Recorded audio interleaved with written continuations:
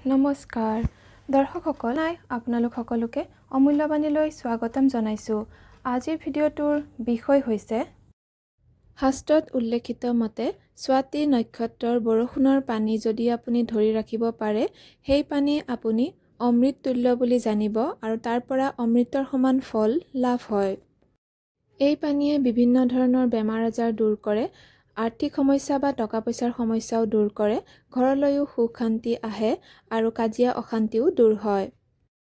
প্ৰতি মাহতেই স্বাতী নক্ষত্ৰ আহে আৰু ২৭ দিনৰ মূৰে মূৰে এই নক্ষত্ৰ পৰে।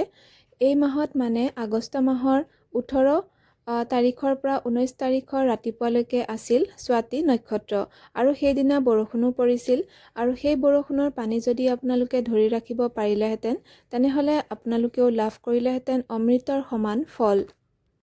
ছেপ্টেম্বৰ মাহত পুনৰ 14 আৰু 15 ছেপ্টেম্বৰৰ দুপৰীয়ালৈকে আছে স্বাতী নক্ষত্ৰ।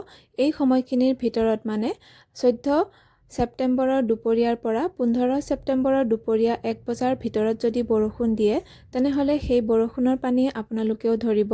কিন্তু ছালত পৰা বা কোনো পাইপেদি অহা পানী হ'লে নহ'ব, ডাইৰেক্ট আপোনালোকে আকাশৰ পৰা পানীহে ধৰিব লাগিব।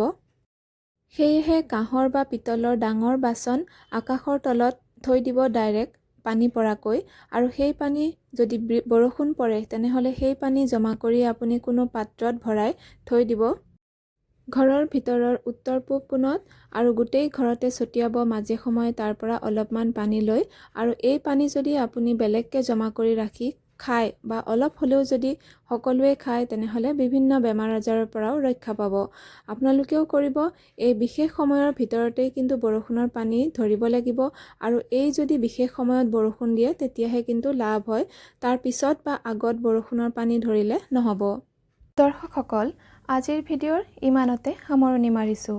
ধন্যবাদ।